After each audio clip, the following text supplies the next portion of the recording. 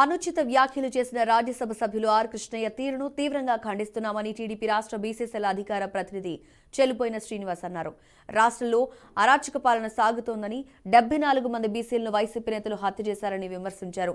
బీసీలకు చెందిన 70,000 కోట్ల రూపాయల సబ్ ప్లాన్ నిధులను జగన్ ఇతర పథకాలకు మళ్లించారని ఆరోపించారు. ఆర్ కృష్ణయ్య వైసీపీకి తొత్తుగా మారారని దుయ్యబట్టారు. బీసీలకు 34 నుంచి 10% రిజర్వేషన్లను తగ్గించడంలో 16,800 మంది రాజకీయ పదవులు కోల్పోయారన్నారు. తెలంగాణలో బీసీలను అణగదొక్కిన కేసీఆర్ను కృష్ణయ్య ఎందుకు ప్రశ్నించడం లేదని విమర్శించారు.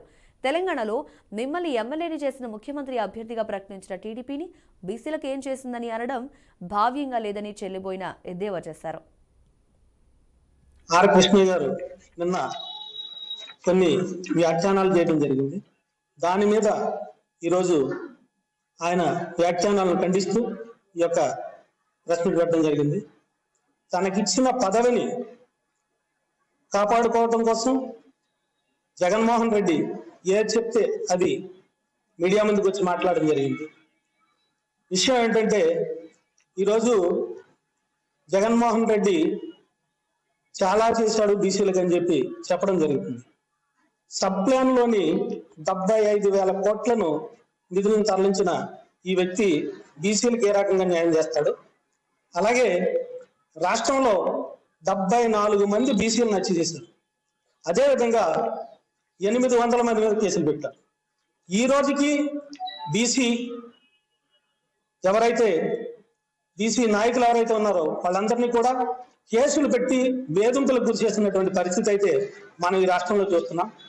ఆయన మాట్లాడిన మాటలకి సిగ్గుతో తలంచుకోవాల్సిన పరిస్థితి వస్తుంది. ఎందుకంటే ఆయన మాకు గురువుగా భావించినటువంటి వాళ్ళం మేమంతా. కానీ ఈ రోజు ఆయన మాటలు ఎలా ఉన్నాయంటే పదవి కోసం ఎంతకైనా దిగజారుతాడని ఒక సామెత గుర్తుకొస్తా ఉంది.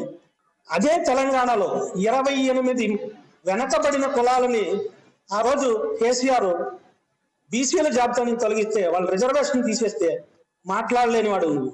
ఈరోజు పక్క రాష్ట్రంలో ఉన్న ఢిల్లీలో కూర్చుని మా రాష్ట్ర పరిస్థితుల గురించి నువ్వు మాట్లాడుతుంటే చాలా హాస్యాస్పదంగా ఉంది. ఎందుకంటే మేము ఈరోజు ఈ రాష్ట్రంలో ఒక రాక్షసుడితో పోరాడుతున్నాం. నీకు దమ్ముంటే ధైర్యం ఉంటే మాతో పాటు వచ్చి నువ్వు కూడా ఉద్యమం చేయి. ఉద్యమ నాయకుడిగా నిన్ను చాలా గౌరవించేవాళ్ళం. కానీ ఈరోజు ఒక పార్టీకి తొత్తుగా నువ్వు మాట్లాడినటువంటి మాటలైతే మాకు చాలా చింతిస్తున్నాం దీనికోసం.